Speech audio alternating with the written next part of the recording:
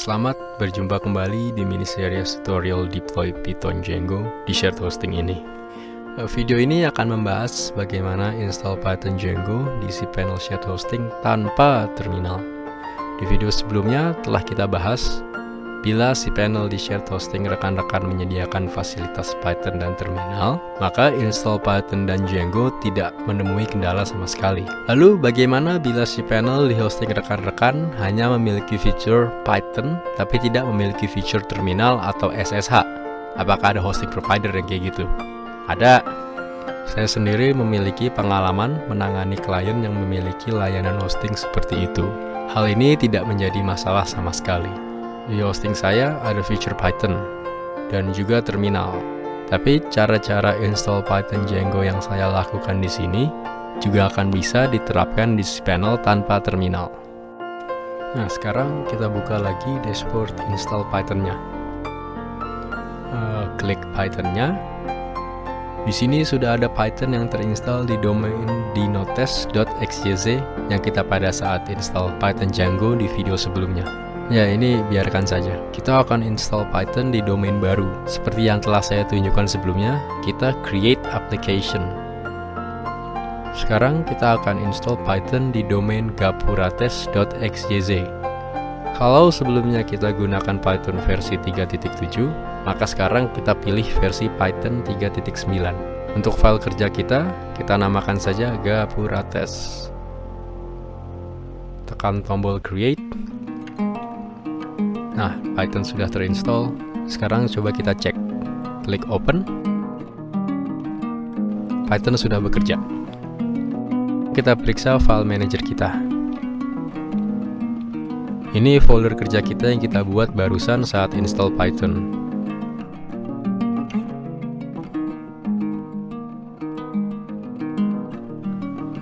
Lalu mari perhatikan folder virtual env. Nah, sekarang ada dua folder.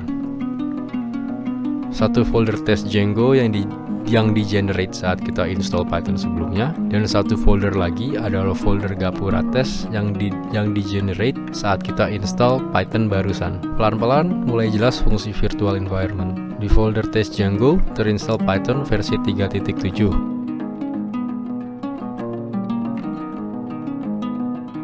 Sementara di folder gapurates Python terinstall adalah versi 3.9.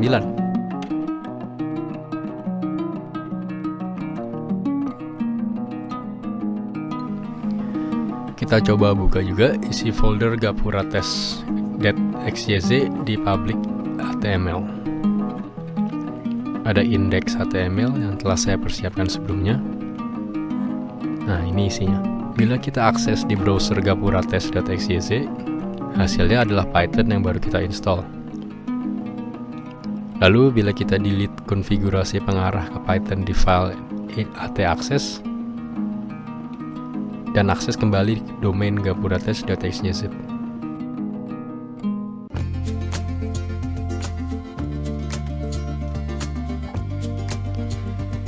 akan muncul isi indeks HTML yang tadi. Jika kita kembalikan lagi isi htaccess seperti semula, lalu akses gapurates.xyz, Python akan kembali running. Sekarang kita kembali ke dashboard Python untuk mulai install Django tanpa menggunakan terminal. Walaupun dalam contoh video ini saya menggunakan cPanel yang memiliki terminal, tapi dapat juga diterapkan bagi mereka yang memiliki hosting tanpa terminal. Sama saja caranya. Nah, sekarang kita buka lagi dashboard install Python-nya.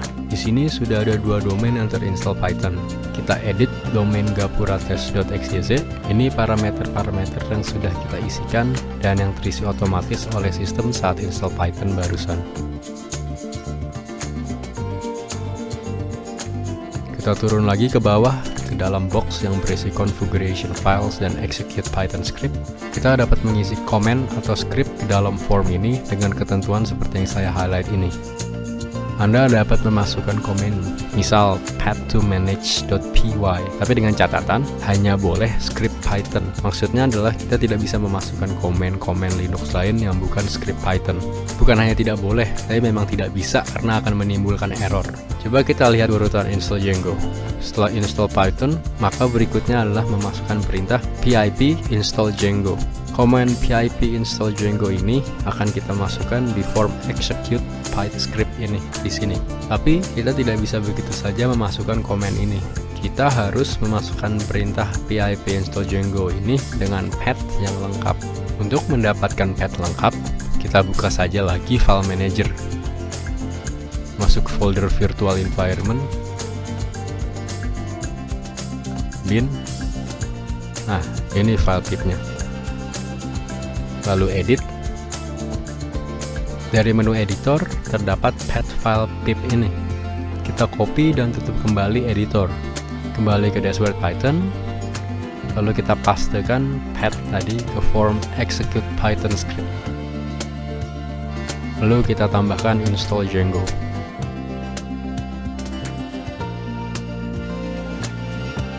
Nah, ini adalah komennya, pip install Django, dan ini adalah path-nya. Kemudian kita tinggal tekan tombol run script. Tunggu beberapa saat, Python sedang mengeksekusi perintah pip install Django. Run script successfully. Muncul box pesan ini. Django telah terinstall dengan sukses. Kita ke file manager lagi. Nah, di sini kita tidak akan berpanjang-panjang lagi membahas soal perubahan di file manager setelah install Django karena sudah kita diskusikan di video sebelumnya. Langsung ke folder virtual environment, lalu ke folder Gapura test, lalu ke folder bin. File Django admin sekarang ada di sini. Kemudian periksa folder library. Paket atau modul Django juga sekarang sudah tersedia. Install Django sebetulnya finish di sini, sudah selesai di sini. Seperti yang telah dibahas di video sebelumnya, bahwa tidak perlu kita kemudian melakukan perintah start project. Tetapi, di banyak tutorial di web maupun di channel lain, install Django dilanjutkan hingga start project dan seterusnya. Tapi oke, baiklah. Untuk bahan perbandingan dan pembelajaran, kita akan lanjutkan ke start project dan seterusnya. Untuk membuat project Django, komen yang harus dimasukkan adalah Django admin start project, diikuti oleh nama projectnya. Nah, komen Django admin ini juga harus lengkap dengan path-nya.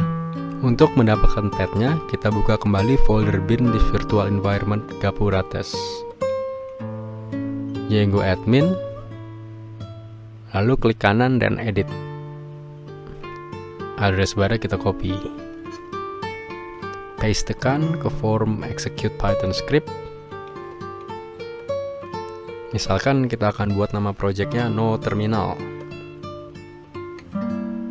Di script yang barusan kita paste ini, kita tambahkan start project no terminal, lalu spasi dot. Kemudian run script. Tunggu beberapa saat, script sedang dieksekusi. Nah, run script successfully. Mari kita lihat hasilnya ke file manager. Folder virtual env dan folder public Gapura test.xyz di public html tidak berubah. Yang berubah hanyalah folder Gapura test. Sekarang ada file manage.py. Ini adalah file paling penting di project Django. Kemudian ada folder baru, no terminal. Inilah folder project Django kita. Isinya ada beberapa file Python. Setelah project Django terinstall, kemudian kita perlu mengadakan beberapa setting dan adjustment. Buka folder project.terminal kita, lalu edit file settings.py. Parameter allowed host tadinya kosong, sekarang diisi dengan domain kita, yaitu gapuratest.xyz dan www.gapuratest.xyz.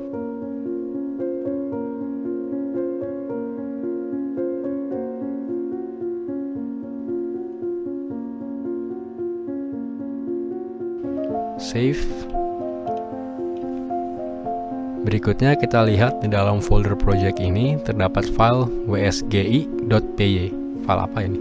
Ini sebetulnya file wsgi milik Django. Kalau folder passenger_wsgi.py yang ini adalah milik Python. Coba kita lihat isi file wsgi.py ini. File wsgi.py ini selain mengimport operating system sama seperti file passenger wsgi.py, ternyata juga mengimport suatu function dari folder Django. Nah, ini functionnya. Function ini lalu dimasukkan ke application. Kita tahu dari video sebelumnya bahwa file passenger wsgi hanya mengimport fungsi operating system dan sistem Python itu sendiri, tidak mengimport Django. Oleh karena itu, agar Django bisa running, kita harus merubah parameter di dashboard Python.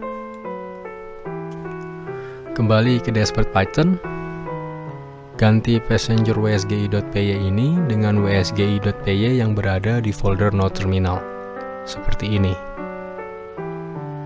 Setelah itu kita save.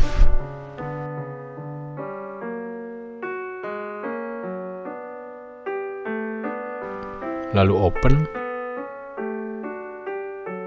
Perfect. Landing page Django sudah tampil.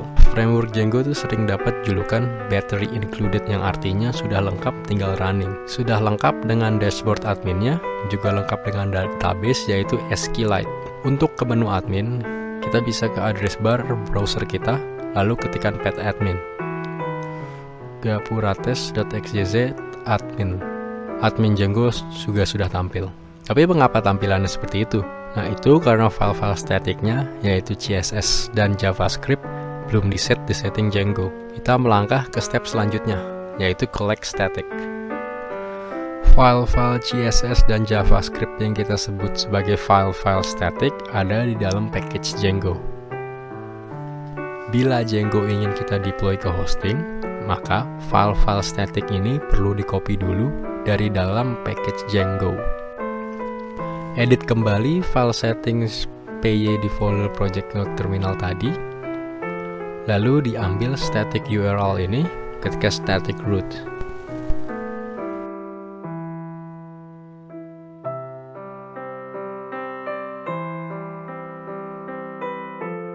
Isikan dengan path dari public HTML gapurates.xyz static.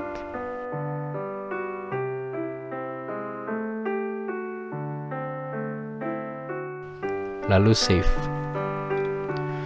Framework Django memiliki arsitektur MVT, model view template. Dalam MVT, saat aplikasi atau project dipanggil, maka Django akan pergi ke file URLs py dan melihat isinya.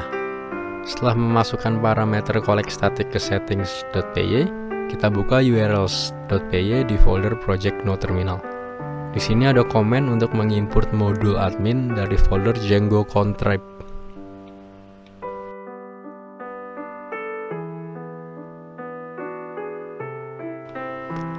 Dan ini adalah path ke admin Django. Lalu inilah path ke function yang terletak dalam modul admin yang diimport tadi. Sekarang kita tinggal memberi perintah untuk mengcopy folder static dari admin Django tersebut. Ambil dulu path dan perintahnya. Perintahnya adalah manage.py collect static. Manage.py ini ada di dalam folder kerja kita. Copy path-nya. Kembali lagi kita ke dashboard Python. Pastekan ke forum execute Python script manage.py, lalu tambahkan collect static.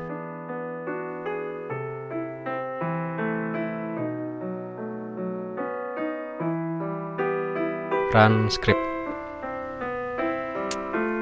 Dan berhasil. Ini message-nya. Sekarang kita restart Python.